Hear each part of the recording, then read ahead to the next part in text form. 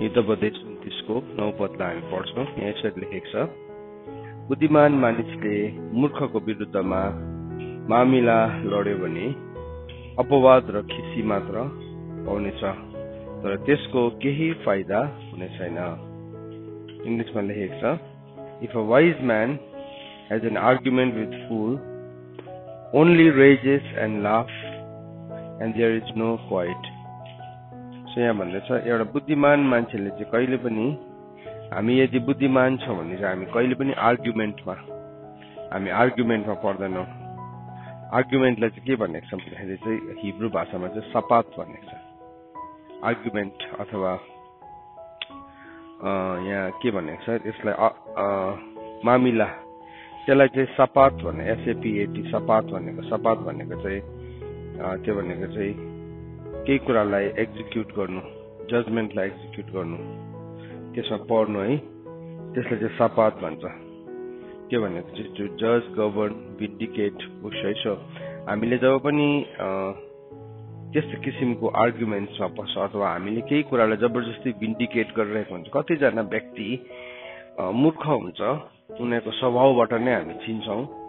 अब मूर्खलाई बाइबलले मूर्खको थुप्रो डेफिनेसन देख्छ। अब त्यसको सबैभन्दा नम्बर 1 डेफिनेसन मूर्खको हो, जसले मनमा भनेको छ ईश्वर छैन। अर्को को हो मूर्ख, जसले अनुशासन र शिक्षालाई, परमेश्वरको भयलाई के गर्छ, त्यसले तुच्छ ठान्छ, त्यो मूर्ख हो। सो मूर्ख चाहिँ त्यो हो। सो हामी मूर्खसँग चाहिँ कहिले पनि हामी आर्ग्युमेन्ट गर्नु हुँदैन। एउटा मान्छेको मनभित्र उसले ईश्वर छ भन्ने विचार नै छैन भने तपाईँले उसँग जति नै बात गर्नु भने पनि खिसी र अपवाद पाउनु बाहेक केही पनि हुँदैन, किनभने उसले मनैमा के सम्झेको छ, ईश्वर छैन। सो मूर्ख चाहिँ अर्को को हो, जसले अनुशासनलाई, शिक्षा र अनुशासनलाई तुच्छ ठान्छ। त्यो मूर्खसँग चाहिँ हामी अपवाद गर्नु हुँदैन। त्यो भनेको चाहिँ एउटा बुद्धु मान्छे अथवा मतलब के भन्नु, इलिटरेटको कुरा गरेको होइन, शिक्षित र अशिक्षितको कुरा गरेको होइन यो चाहिँ। तर एकदमै शिक्षित, एकदमै संसारको हिसाबले त्यो व्यक्ति ज्ञानी होला, तरै भए तापनि उसको मनमा ईश्वर छैन भन्ने उसकोमा छ। सो हामीले, हाम्रो काम नै होइन उसँग विवाद गर्ने, आर्ग्युमेन्ट गर्ने, किनभने त्यो आर्ग्युमेन्टले चाहिँ हामी आफै लज्जित हुन्छौँ, हामी आफै खिसीमा पर्छौँ, हामी आफै दुविधामा पर्छौँ। सो थुप्रोपल्ट मानिसहरू यसरी दुविधामा पर्छ, किनभने उसको आर्ग्युमेन्ट चाहिँ कोसँग हुन्छ भन्दाखेरि चाहिँ मूर्खसँग हुन्छ। तर बुद्धिमान मानिस चाहिँ को हो भन्दाखेरि चाहिँ बाइबलले हामीलाई बताएको छ, बुद्धिमान मानिस त्यो हो जसले परमेश्वरलाई चिन्छ है, त्यो चाहिँ बुद्धिमान मानिस हो। बुद्धिमान मानिस त्यो हो जसले प्रभुको विषयमा सिकाउँछ, त्यो बुद्धिमान मानिस हो। अनि बुद्धिमान मानिस को हो, जसले परमेश्वरको वचन अनुसार उसले के गर्छ, जीवनलाई जिउँछ। अनि बुद्धिमानले चाहिँ कहाँ घर बनाउँछ, जहिले पनि चट्टानमा घर बनाउँछ। अब मूर्ख चाहिँ को हो, जसले घर के माथि बनाउँछ, बलुवामाथि बनाउँछ। अब एउटा ईश्वर नचिन्ने हो मूर्ख, अर्को बुद्धि र अनुशासनलाई तुच्छ ठान्ने हो, अर्को चाहिँ को हो, बलुवामाथि घर बनाउने। सो मूर्खलाई पनि हामीले चिन्न सक्छौँ सजिलैसँगले। तर अब यो मूर्ख हो भन्दै हामी लेबल चाहिँ लाउनु पाउँदैनौँ हामीले कसैलाई। तर हामीले उनीहरूको जीवनको निर्णयहरूले, उनीहरूको जीवनको व्यवहारले चाहिँ हामी चिन्न सक्छौँ। सुन्नुहोस् है, मूर्खको परिभाषा एकपल्ट फेरि म तपाईँलाई बताइदिएँ।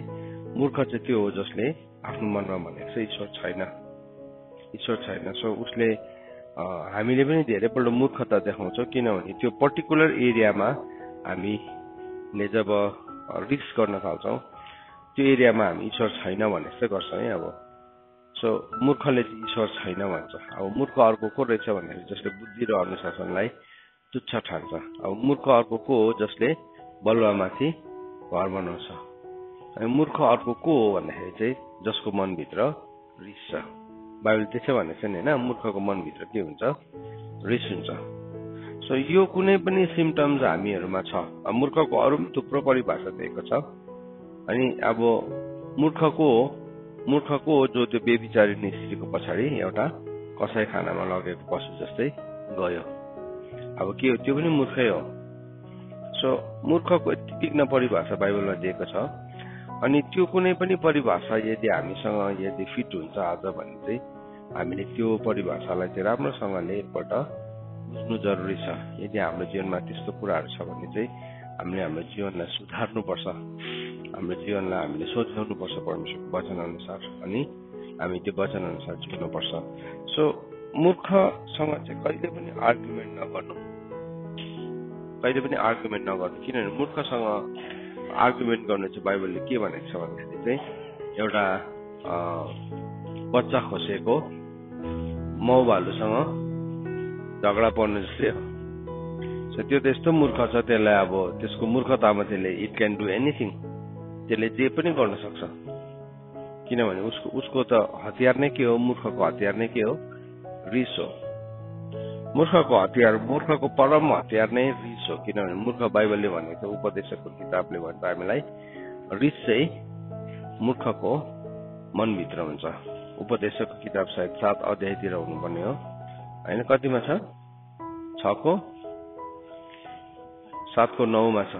7:9 लेखेको छ, रिस चाहिँ मूर्ख मान्छेको मनभित्र हुन्छ। सो हामी मूर्ख छौँ भने चाहिँ एकदमै रिस्सा हुन्छौँ। सुन्नुहोस् है, त्यो चाहिँ एकदमै उसको एकदम देखिने एउटा साइन हो, झनक्कै रिसार्ने, झनक्कै रिसार्ने, त्यो चाहिँ साइन अफ फुलिसनेस। कतिजनाको रिस देखा पर्दैन, तर भित्रबाट चाहिँ त्यो रिस उठि नै राखेको हुन्छ, उसको एक्सप्रेसन चेन्ज हुन्छ, ऊ आफैलाई थाहा हुँदैन। मलाई रिस उठ्यो भने मेरो एक्सप्रेसन चेन्ज भएको मलाई थाहा हुन्छ, अर्को मान्छेले चाहिँ चिनिहाल्छ यसलाई रिस उठेछ भनेर है, एक्सप्रेसनबाटै थाहा पाइहाल्छ। बाहिरबाट म हाँसिरहेको हुनसक्छु तर मेरो एक्सप्रेसन चेन्ज हुन्छ, अनि त्यो चाहिँ मेरो मूर्खताको साइन हो। किनभने अझै पनि मलाई मूर्खताले रुल गरिरहेको छ। सो जबसम्म हामी भित्र त्यस्तो मूर्खता हुन्छ, अब त्यो मूर्खताले चाहिँ हामीलाई रुल गरिरहेको हुन्छ। तर बुद्धिमानीको चाहिँ जब हामी बुद्धिमानी छौँ भने चाहिँ हाम्रो अनुहार चहकिलो हुन्छ।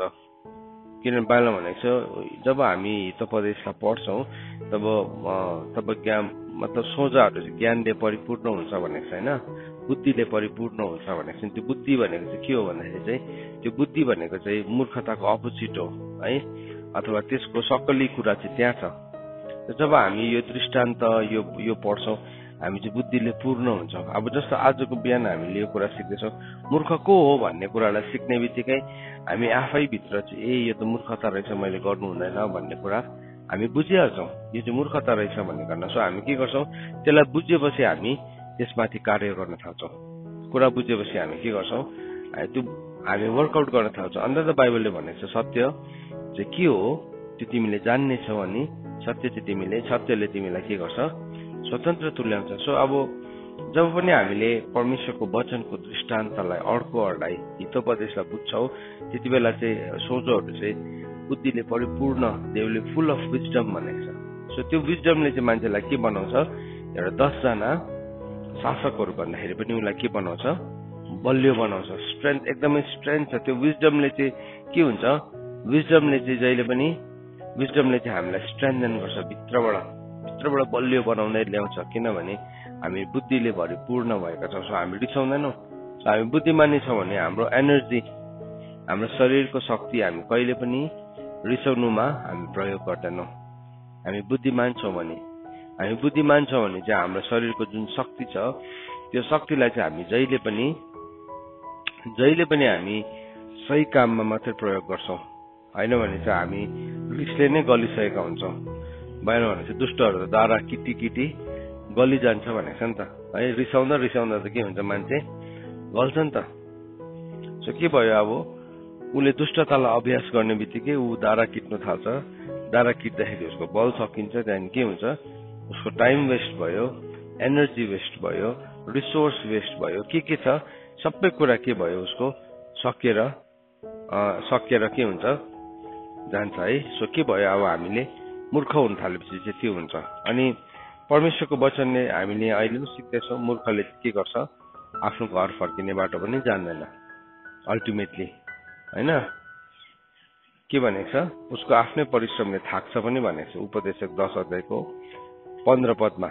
अब त्यसले आफ्नो घर जाने बाटो पनि लास्टमा चाहिँ के हुन्छ, बिर्सिन्छ, आफ्नै परिश्रमले थाक्छ। अन्त के भयो, अब एकरो भयो। कतिजना मान्छेकोमा यस्तो स्वभाव हुन्छ, उसलाई रिस उठेपछि चाहिँ सही कुरालाई पनि उसले गलत बनाउनुको लागि के गर्छ, उसले सत्यको विरुद्धमा झुट बोल्न थाल्छ। अब त्यो गर्दै गर्दाखेरि चाहिँ के भयो, उसले आफ्नो अनन्ततालाई गुमाउन थाल्छ। सुन्नुहोस् है, इटर्निटीलाई गुमाउँछ। मलाई कसैसँग रिस उठ्यो अनि त्यो मान्छेले भनेको सत्य कुरालाई पनि मैले झुट बनाउने म प्रक्रियामा गरेँ भने म कोसँग लडेको हो? म त सत्यताको विरुद्धमा लडेको नि, त्यो मान्छेसँग लडेको होइन नि। त्यो मान्छेसँग मेरो दुश्मनी होला, तर सत्यता त जहिले पनि स्ट्यान्ड गर्छ नि। तर मूर्खले चाहिँ के कोसिस गर्छ भन्दाखेरि चाहिँ त्यो सत्यतालाई पनि उसले ट्याम्पर गर्ने, त्यो सत्यतालाई पनि उसले भत्काउने कोसिसमै ऊ लागिरहन्छ। त्यो सत्यतालाई पनि भत्काउने कोसिसमा ऊ लागिरहन्छ। किनभने ऊ मूर्ख हो। त्यहाँदेखि के हुन्छ, अल्टिमेटली ऊ बाटो पनि बिर्सिन्छ। उसले बाटै बिर्सिन्छ। सो मूर्ख व्यक्तिले चाहिँ जहिले पनि त्यसरी गर्छ। अनि मूर्खको अर्को चिन्ह चाहिँ के हो भने, मूर्खले नसोची बोल्छ। उसको एकदमै केयरलेस वर्ड्स हुन्छ।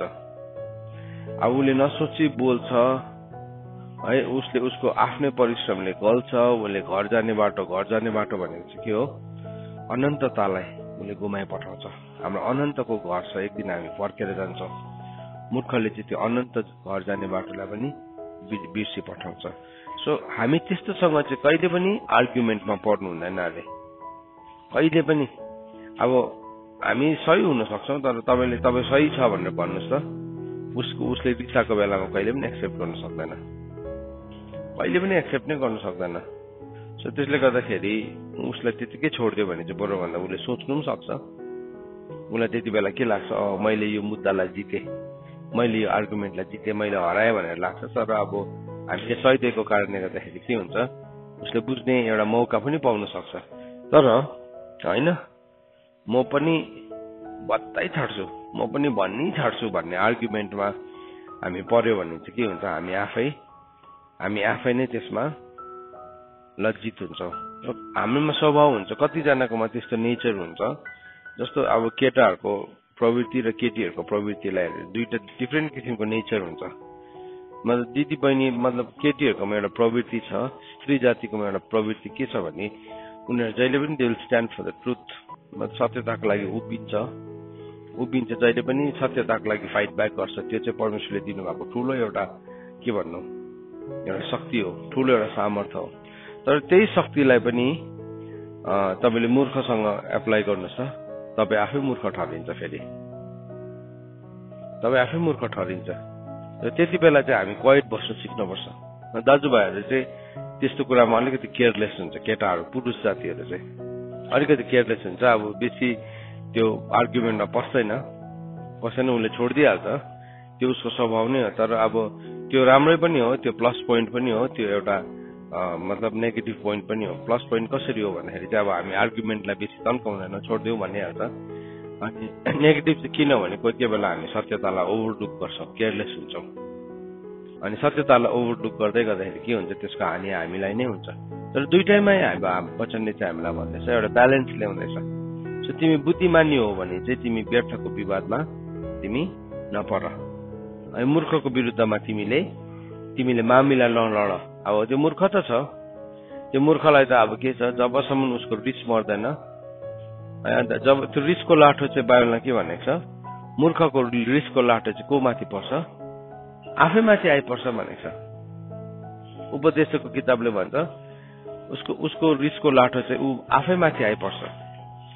सो अब उसको रिसको लाठो ऊ आफै माथि आइपरेको कारणले गर्दाखेरि के भयो, अब उसले सफर गर्न थाल्छ है। उसले सफर गर्न थाल्छ किन भन्दाखेरि चाहिँ उसको जीवनमा एउटा रिसको लाठो आयो। सो हामी जब मूर्खताको व्यवहारलाई हामीले ल्याउँछौँ, त्यो के हुन्छ, त्यसले हामीलाई सताउन थाल्छ, त्यसले हामीलाई कन्सिक्वेन्सेस छ। सुन्नुहोस् है, मूर्खताको चाहिँ नि जहिले पनि त्यसको कन्सिक्वेन्सेस हुन्छ। मूर्खताको चाहिँ कन्सिक्वेन्सेस छ, परिणामहरू हुन्छ। विदाउट कन्सिक्वेन्सेस हुँदैन। सो सधैँ हामी सिकाउँ छोराछोरी यो कुरालाई, तिमी मूर्ख बनिन्छौ भने चाहिँ तिम्रो त्यो मूर्खताको कन्सिक्वेन्सेस छ। आज शक्ति तिम्रो हातमा हुन सक्छ, तिम्रो हातमा शक्ति हुन सक्छ, तर याद राख्नुहोस् सिंहासन पनि सधैँभरि बस्दैन भनेर हामीलाई वचनले सिकाएको छ। सिंहासनहरू पनि सधैँभरि बस्दैन, शक्ति पनि सधैँभरि बस्दैन। तर आज यदि हामीसँग शक्ति छ र हामीले त्यो शक्तिलाई दुरुपयोग गर्छौँ भने चाहिँ एक दिन त्यो शक्ति घुमेर फेरि अर्को मान्छेकोमा जान्छ। तर तिम्रो हातमा शक्ति हुँदाखेरि चाहिँ नि तिमी मूर्ख व्यवहार देखाउँदैनौ। तिम्रो हातमा पावर हुँदाखेरि चाहिँ तिमीले फुलिश बिहेभियरलाई कहिले पनि देखाउँदैन भने चाहिँ के हुन्छ, त्यसको चाहिँ ठुलो इनाम हुन्छ, त्यसको ठुलो परिणाम हुन्छ। किन भन्दाखेरि चाहिँ किनभने मान्छेहरूले चिन्छ, मान्छेहरूले बुझ्छ कि अब यसले जब यसको हातमा शक्ति थियो त्यो शक्तिलाई यसले दुरुपयोग गरेन। सो बाइबलमा भनेको छ नि मूर्खको हातमा चाहिँ धनको केही पनि अर्थ हुँदैन। किन त्यो भनेको भन्दाखेरि चाहिँ किनभने धन, वेल्थ इज पावर, धन शक्ति हो नि त, धन शक्ति हो। सो के भयो अब धन भनेको चाहिँ लिटरली रुपियाँ पैसा भनेको होइन, त्यो भनेको चाहिँ एउटा शक्ति। So by the virtue of birth कतिजनाको चाहिँ एउटा घरानामा जन्मेको हुन्छ, कतिजनाको जन्म एउटा घरानामा जन्मेको हुन्छ, अथवा ऊ जन्मिँदाखेरि त्यो घरानाको अवस्था एकदमै राम्रो भइसकेको हुन्छ। उसको अगाडिको आमा बाउको इतिहासहरू चाहिँ उनीहरू एकदमै गरिबीबाट सङ्घर्षबाट उठेको हुन्छ। तर छोराछोरी जन्मिँदाखेरि चाहिँ के भयो, सबै कुराहरू ठाकठिक भइसकेको थियो। अनि के भयो, त्यो दुःखलाई देखेर त्यो सङ्घर्षलाई गरिकन उनीहरू उठ्यो अनि उनीहरूको परिवारको अवस्था राम्रो भयो। अनि अब त्यो नानी जन्मिने बित्तिकै उसले के पायो, उसले फेभर पायो, उसले अथोरिटी पायो, उसको हातमा सबै कुरा छ, उसलाई सजिलो छ, उसले कुनै कुराको लागि स्ट्रगल नै गर्नु पर्दैन। तर नि त्यो चाहिँ तिम्रो क्यारेक्टरको रियल टेस्ट हो। परमेश्वरले तिमीलाई नि तिम्रो क्यारेक्टरको साँच्चैकै जाँच चाहिँ त्यहाँ लेखेको छ, त्यहाँ चाहिँ हाम्रो जाँच हुन्छ। अब त्यहाँ चाहिँ तिम्रो क्यारेक्टरको टेस्ट हुँदैछ कि तिम्रो हातमा पावर आउँदाखेरि चाहिँ तिमी कस्तो छौ। या कतिजना व्यक्ति यस्तो पनि हुन्छ एकदमै गरिबी अवस्थाबाट उठेको हुन्छ, अनि जब उसको हातमा एकदम बेसी शक्ति आउँछ शोषक बनिन्छ, फेरि एकदमै के भन्नु अरूलाई एब्युज गर्ने बनिन्छ। एब्युज अघि जो ऊ आफै चाहिँ एकदम कमजोरी हुँदाखेरि चाहिँ उसले सङ्घर्ष गरेर उठ्यो माथि, तर एब्युसिभ बनिन्छ। अस्ति मैले तपाईँहरूलाई इक्जाम्पल दिँदै थिएँ नि, ढेँडु चाहिँ कसरी बनिन्छ भन्दाखेरि चाहिँ बाँदरको कम्युनिटीमा चाहिँ बाँदरको बच्चा या जो पनि होस् रुखबाट झऱ्यो भने चाहिँ त्यसलाई टिप्दैन अरे, अनि त्यसको मोस्ट अफ द चान्सेस चाहिँ के हो, त्यो मर्छ। मोस्ट अफ द, किनभने तल पशुले स्यालले या कसैले त्यसलाई खान सक्छ। तर यदि त्यो ढेँडु त्यो बच्चा मरेन र त्यसले सर्भाइभ भयो भने त्यो के हुन्छ अरे, फेरि ढेँडु हुन्छ, फेरि त्यो दादा हुन्छ त्यो कम्युनिटीमा है। त्यहाँदेखि के हुन्छ, त्यसले ढेँडुलाई देख्नु भएको छ तपाईँहरूले, ढेँडुले के गर्छ, सबैको खोज्छ नि है, सबैको कसलाई चाहियो, ढेँडुलाई चाहियो। यत्रो यहाँ घाँटीमा पोका हुन्छ, सबै पोकामा यहाँ राखिरहेको हुन्छ त्यसले। त्यो ढेँडु कोही मान्छेहरू चाहिँ ढेँडु जस्तै हुन्छ, उसले के गरेको हुन्छ, त्यो मतलब समयको छाललाई उसले के गरेको हुन्छ, पार गरेको हुन्छ, समयको छाललाई जितेको हुन्छ। अनि त्यो जितेको कारणले गर्दाखेरि के भयो, अब उसको पालो आयो नि, उसले सबैजनालाई दबाएर सताएर है राख्न चाहन्छ। त्यो पनि मूर्ख हो, द्याट इज अल्सो फुलिश। त्यो पनि मूर्ख हो, उसले बुझेन अर्काको मर्मलाई, अथवा ऊ आफै पनि त्यो ठाउँबाट गएको हो तर उसले आफ्नो मर्मलाई पनि बिर्स्यो, अर्काको दुःखलाई पनि उसले नबुझ्ने हुन्छ, नबुझ्ने एकदमै कठोर हृदयको हुन्छ। दुईटै केसमा परमेश्वरले बाइबलमा भनेको छ कि शक्ति चाहिँ परमप्रभुको हो, भजन सङ्ग्रहमा लेखेको छ होइन।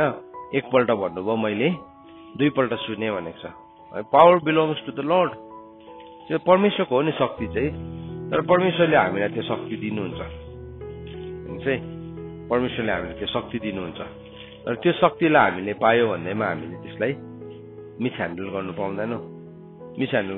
परमेश्वरले भजन सङ्ग्रह 60s छ त्यो, परमेश्वरले हामीलाई 62:11 छ होइन। सो त्यहाँ के भनेर लेखेको छ, त्यहाँ यसरी लेखेको रहेछ, परमेश्वरले एकपल्ट भन्नुभएको छ, मैले दुईपल्ट सुनेको छु कि शक्ति परमप्रभुकै हो। परमेश्वरले एकपल्ट भन्नुभयो, मैले दुईपल्ट सुने कि शक्ति चाहिँ परमप्रभुको हो। तर परमेश्वरले एउटा व्यक्तिलाई शक्ति दिनुहुन्छ, परमेश्वरले एउटा मान्छेलाई उचाल्नुहुन्छ, परमेश्वरले एउटा मान्छेलाई उच्च ओहदामा राख्नुहुन्छ।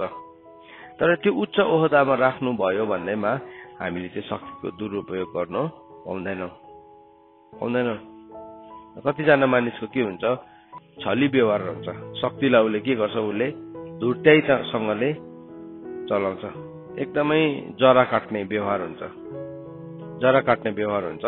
उसले के गर्छ, त्यो शक्तिलाई उसले गलत प्रकारले प्रयोगमा ल्याउँछ, दुरुपयोग गर्छ त्यसलाई, त्यो शक्तिलाई।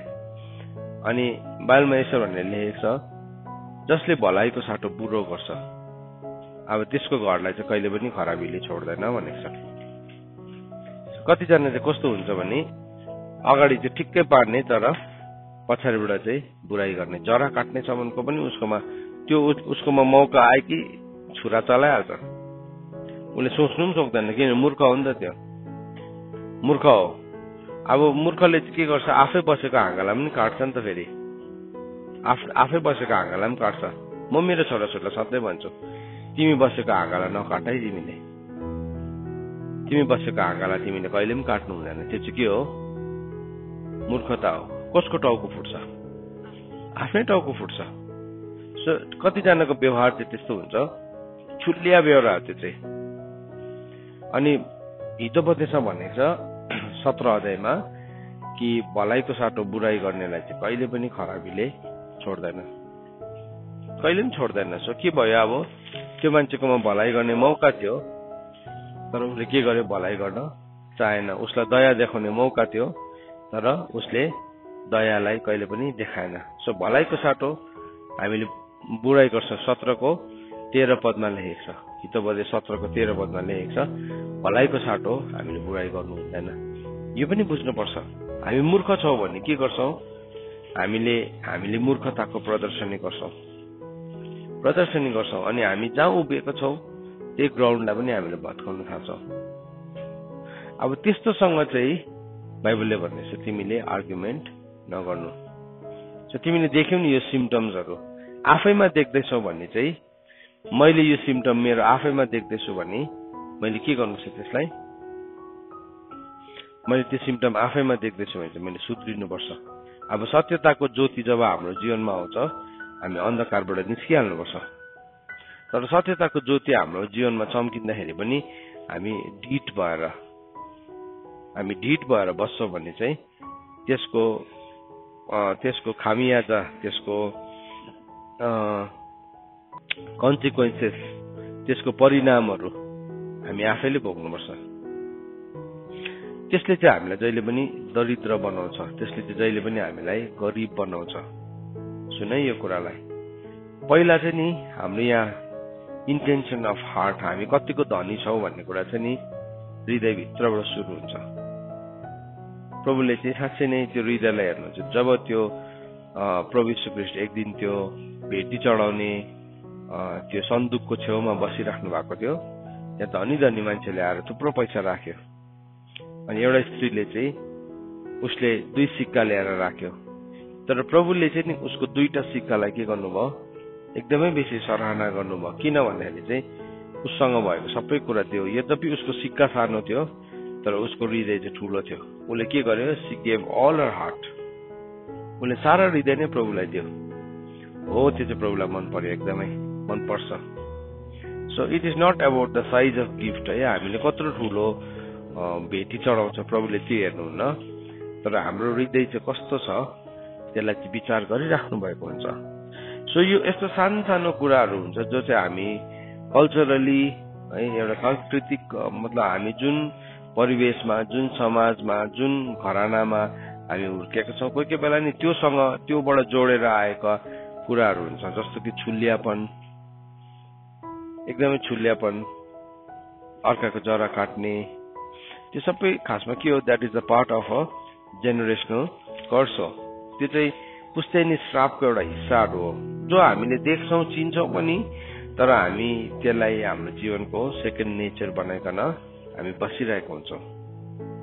यस्तो कुराहरूलाई हामीले हाम्रो जीवनबाट हटाउनुपर्छ। वी हेभ टु रिमुभ अन्त त बाइबलमा भनेको छ तिमीले पुरानो खमीरलाई हटाऊ भन्ने कुरा नै त्यही हो। कतिवटा कुरा हाम्रो पुस्ताबाट सरेर आएको हुन्छ, जस्तो रिसको कुरा, छुल्यापनको कुरा, है मूर्खताको कुरा, एकदमै आक्रोश, एकदमै बेसी के भन्नु रिसलाई गलत प्रकारले प्रकट गर्ने व्यवहार, यो सबै कुरा चाहिँ पुस्तैनी श्रापको एउटा हिस्सा हो। अनि यो पुस्तैनी श्रापले हामीलाई धेरैपल्ट सताइरहेको हुन्छ, यो कुराले हामीलाई बदर गरिरहेको हुन्छ, यो कुराले हामीलाई के भन्नु गाह्रो बनाइरहेको हुन्छ। तर हामी त्यसलाई चाहिँ छोड्न चाहँदैनौँ अनि अर्को मान्छेलाई झुकाउन चाहन्छौँ भने चाहिँ हामी मूर्ख हौ। त्यो चाहिँ मैले अर्को मान्छेलाई हराउनु भन्दाखेरि चाहिँ म आफैले त्यो कुरालाई छोडिदिनु असल हो। किनभने त्यो मेरो शरीरमा, मेरो स्पिरिचुअल लाइफमा एउटा ट्युमर जस्तै हो। ट्युब एक्स्ट्रा ग्रोथ हो। ट्युमर भनेको चाहिँ त्यो चाहिँ शरीरको अर्गेन होइन, त्यो चाहिँ शरीरको हिस्सा होइन, शरीरको अङ्ग होइन, तर बाहिरबाट केही कुरा उम्रेको छ। एउटा यस्तो एउटा चिज पलायो शरीरमा, त्यो चाहिँ शरीरको हिस्सा होइन, शरीरको हिस्सा होइन। तपाईँको शरीरको जुन कुरा चाहिँ हिस्सा होइन त्यो पलायो भने तपाईँले राख्नुहुन्छ? हजुर, नाकको छेउमा एउटा नाक जस्तै किसिमको घाउ भयो भने मेरो 2टा नाक भयो, अब एउटा स्पेयर हो भनेर राख्छ हामी? हजुर, के गर्छ हामी? त्यसलाई लगेर हामी अपरेसन गर्छौँ नि त। तर सेकेन्ड नेचर भनेको चाहिँ त्यस्तै हो। अहिले हामीलाई हाँस उठ्छ नि, we find it very funny, तर नि स्पिरिचुअली चाहिँ हामी 2टा नाक भएको मान्छे भइरहेको हुन्छ, 4वटा कान भएको मान्छे भइरहेको हुन्छ है, त्यस्तै मान्छे भइरहेको हुन्छ। अनि के हुन्छ, अनि हामी के भन्छ, म के एक्सपेक्ट गर्छु, मलाई मान्छेले 2टा नाकसँग नै एक्सेप्ट गरोस् भन्ने म चाहन्छु। रङ हो नि त, त्यो रङ हो। त्यसलाई चाहिँ मैले के गर्नुपर्छ, त्यसलाई चाहिँ परमेश्वरको वचनले चाहिँ के गर्छ, प्राण र आत्माको जोड्नीमा भएको कुरालाई वार पार गरिकन काट्छ भनेको त्यही हो। जब एउटा डक्टरले नि कुनै पनि रोगलाई, ट्युमरलाई डिल गर्छ, माथिको ट्युमर मात्रै काट्दैन। सुन्नुहोस् है, एउटा ट्युमरलाई डिल गर्यो, एउटा एक्स्ट्रा ग्रोथलाई डिल गर्यो भने चाहिँ माथिको ग्रोथलाई मात्रै उसले डिल गर्दैन, तर के गर्छ उसले त्यसको जरालाई उसले पहिला डिल गर्छ। इन्भेस्टिगेसन चाहिँ त्यहाँबाट सुरु हुन्छ, कहाँदेखि सुरु भएको, अनि के गर्छ त्यही अनुसारको उसलाई एउटा दबाई दिन्छ, जसले चाहिँ के गर्छ बाहिरको ट्युमर पनि काटिदिन्छ, तर भित्र जहाँबाट त्यो सुरु हुनेछ त्यो सोर्सलाई पनि उसले बन्द गरिदिन्छ, किनभने उसले त्यसकै विषयमा अध्ययन गरेको छ। त्यस्तै प्रकारले परमेश्वरको वचनले पनि के गर्छ, हाम्रो आत्मा र प्राणको जोड्नीमा के गर्छ, वार पार गरिकन काट्छ भनेको चाहिँ त्यो हो। किनभने त्यो चाहिँ जोड्नीमा बसेको हुन्छ, जोइन्ट्समा बसेको हुन्छ। अनि त्यो चाहिँ हाम्रो आत्मा र प्राणको जोइन्टमा बसेको हुन्छ। अब जसलाई हामी डिएनए भन्छौँ है, जसलाई हामीले अरू त्यसको थुप्रो नेचर्सहरू छ, त्यसको थुप्रो नामहरू छ, हामी त्यसरी साइन्टिफिकली हामी त्यसरी भन्छौँ। अब के भयो, त्यसलाई नै परमेश्वरको वचनले डिल गर्नुहुन्छ। अब त्यो डिल गर्नु सक्ने क्षमता चाहिँ संसारकोमा छैन, त्यो डिएनएमै त्यो प्रब्लम छ भने चाहिँ अब के भन्छ, यो चाहिँ यो अब इन्क्योरेबल हो, किनभने यो अलरेडी डिएनएमा छ, त्यो मल्टिप्लाई भएको छ, कोशिकासँग त्यो मल्टिप्लाई भएको छ। तर परमेश्वरको वचनले चाहिँ के गर्नु सक्छ, त्यसलाई पनि काट्नु सक्छ।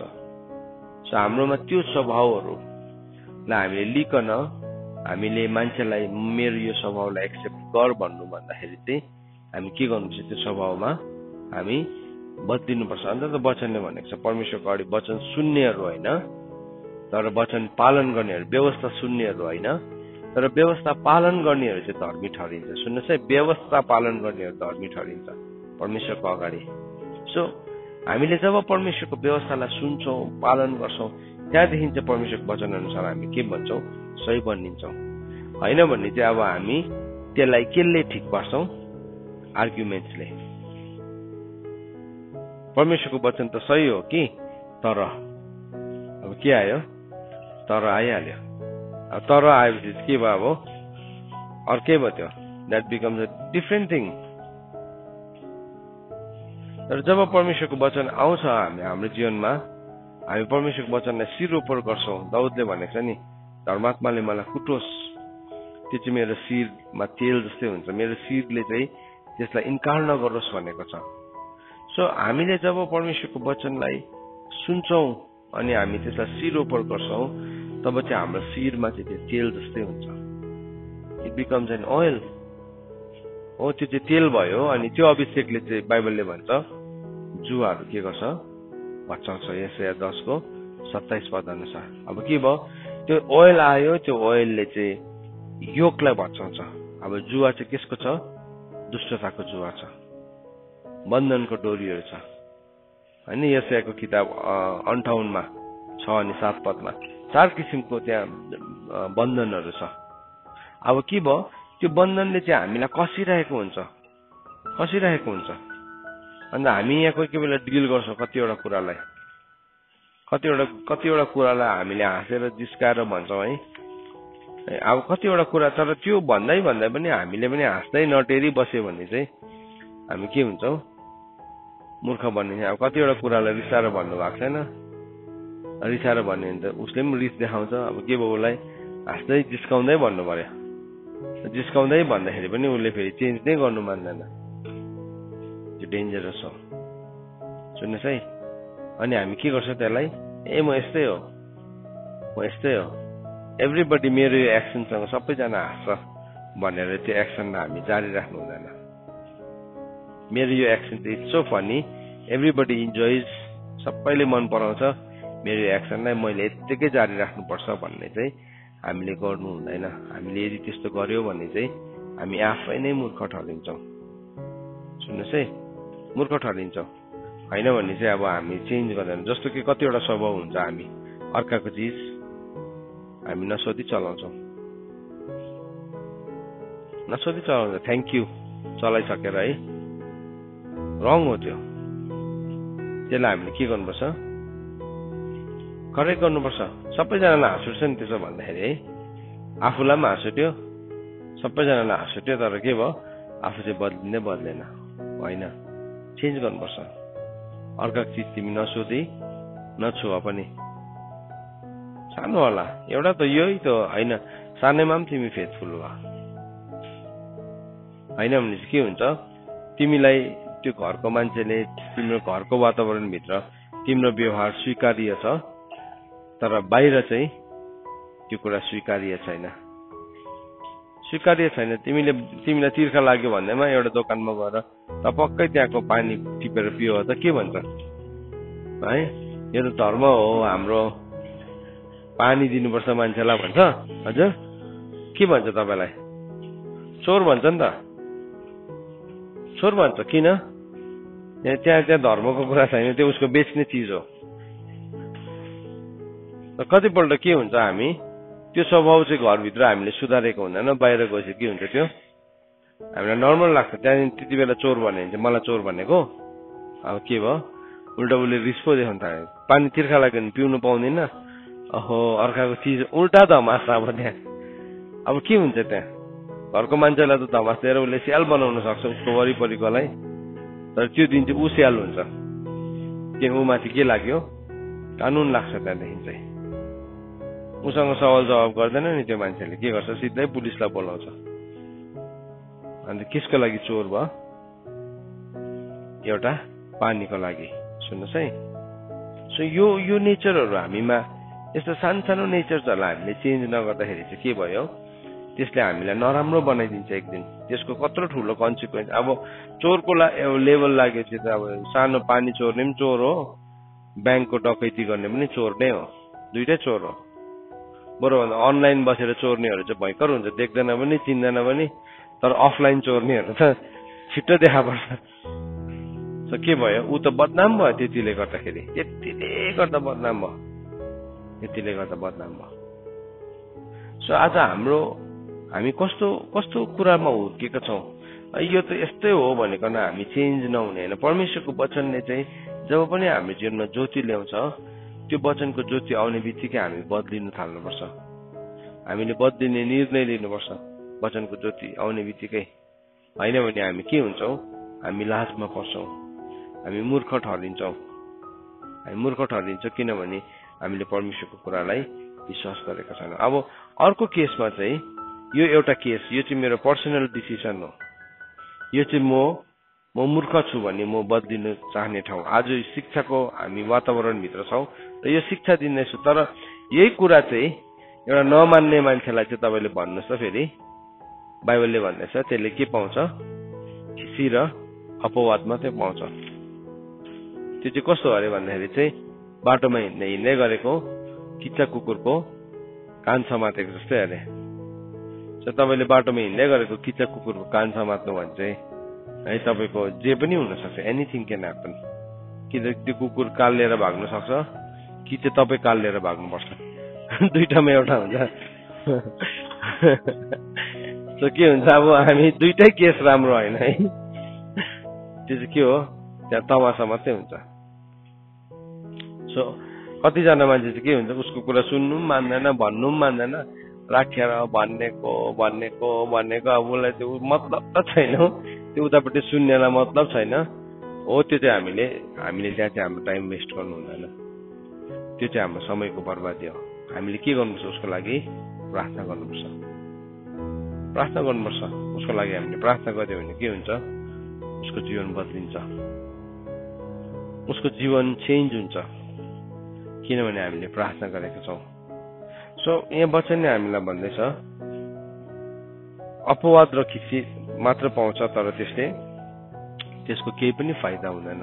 सो जब हामीले मूर्खको विरुद्धमा हामी मुद्दा लड्छौँ, मुद्दाको विरुद्धमा हामी मामिला लड्यो भने चाहिँ अब अर्को मान्छेले चाहिँ त्यो मूर्खलाई त केही भन्दैन, तर बुद्धिमानी मान्छेलाई के भन्छ? ऊ चाहिँ के भएको, तिमी चाहिँ के भएको। सो आज हामीले यो परमेश्वरको वचनलाई सिक्दैछौँ नि, हाम्रो जीवनमा चेक गरौँ हामी आफैलाई, म चाहिँ कहाँ चाहिँ मूर्ख बनिँदैछु, कहाँ चाहिँ म मूर्ख व्यवहार देखाउँदैछु। अब हाम्रो समय चाहिँ पुरा बर्बाद गरिसकेको छ, यस्तो कुराहरूमा हामीले बर्बाद गरिसकेको छ। कोही बेला हामी मान्छेलाई यस्तो लाग्छ मैले भनेको यो एउटा कुराले चाहिँ मान्छेको जीवन चेन्ज हुन्छ होला भनेकन, उसको कुरा जीवन चेन्ज नै हुँदैन, किनभने हामी कुरा मात्रै भन्छौँ है। तर जब हामी प्रार्थना गर्न थाल्छौँ, जब हामी पछाडि बसिकन हामी प्रार्थना गर्छौँ अनि त्यो प्रार्थनालाई उसको जीवनमा हामी बोल्न थाल्छौँ, त्यहाँदेखि समय आउँछ त्यो प्रार्थनाले चाहिँ के गर्छ? उसको डाँडा भित्र भएको, काँडा भित्र भएको डल्लाहरूलाई के गर्न थाल्छ? फोड्न थाल्छ। डाँडा हो भने हटाउन थाल्छ, डल्ला हो भने फोडिन थाल्छ, काँडा हो भने जल्न थाल्छ त्यो प्रार्थनाले चाहिँ। त्यहाँदेखि समय आउँछ कि हामी उसको लागि हामीले उसलाई वचन छर्न सक्छौँ। सो हामी बाइबलमा भनेको छ नि, तिमीहरूलाई खेदो गर्नेको लागि तिमीहरूले गएर सम्झाऊ भनेको छ, हजुर भनेको छैन नि? तिमीहरूले गएर सम्झाऊ, तिमीहरूले गएर राम्रो प्रुफ गर, गएर तिमीले गिफ्ट देऊ भनेको छ, भनेको छैन? तपाईँले गिफ्ट दिनुहोस्, त्यो गिफ्टको पनि केही मतलब हुँदैन, सम्झाउनुहोस् केही पनि मतलब हुँदैन। तर बाइबलमा के भनेको छ? तिम्रो खेदो गर्नेहरूलाई तिमीले प्रार्थना गर।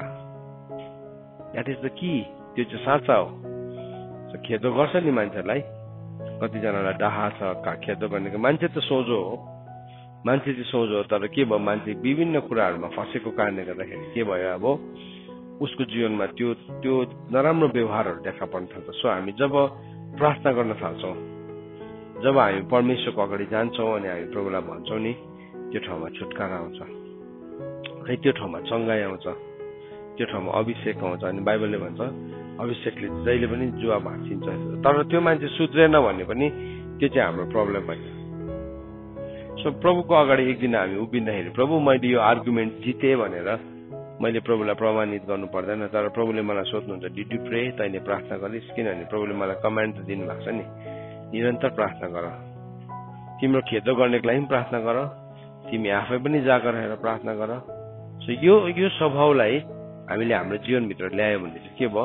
हामी दुखित हुँदैनौँ, हामी विचलित हुँदैनौँ, अन्त हामी व्याकुल हुँदैन। अन्त त बाइबलले भनेको छ तेरो तँलाई खेदो गर्ने र तेरो मार्गमा फलिफाप हुने मानिसको कारणले गर्दाखेरि त व्याकुल नहौ, रिसाउन छोड, यसले खराबी गर्नतर्फ ढल्काउँछ।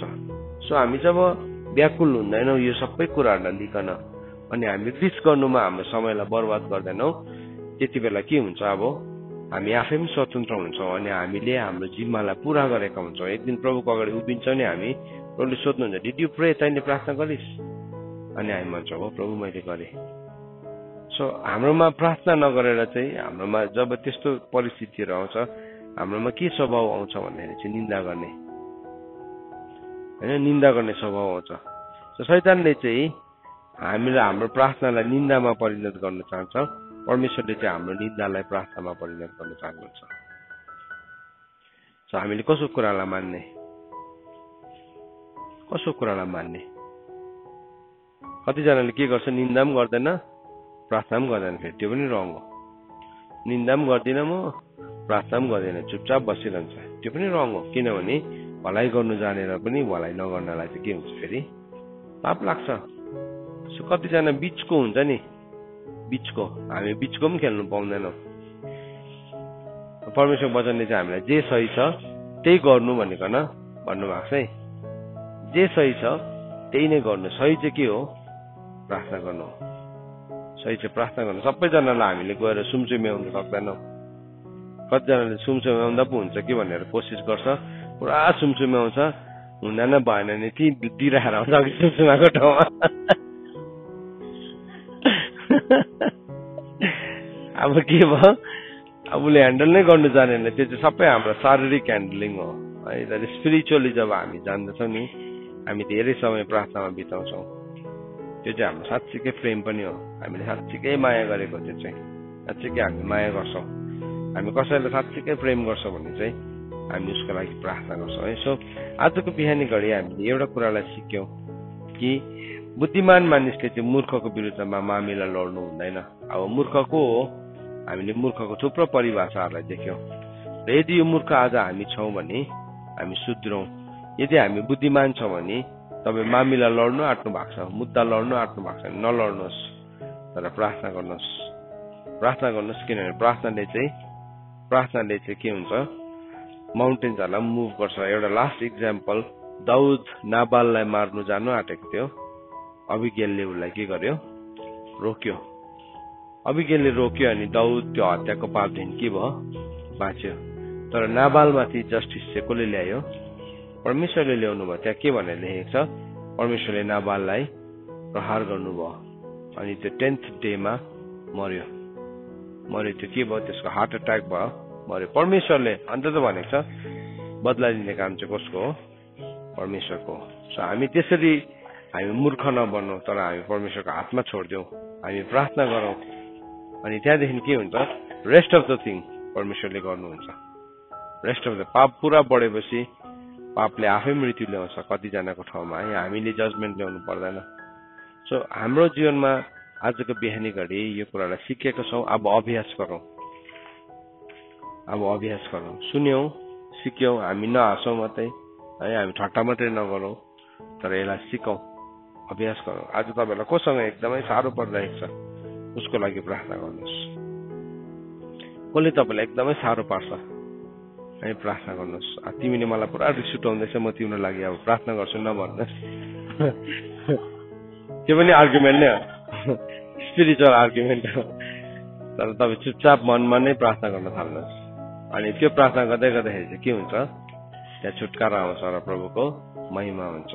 परमेश्वर वचन पढाइ र सुनाइमा परमेश्वरले हामीलाई आशिष दिनुभएको होस्।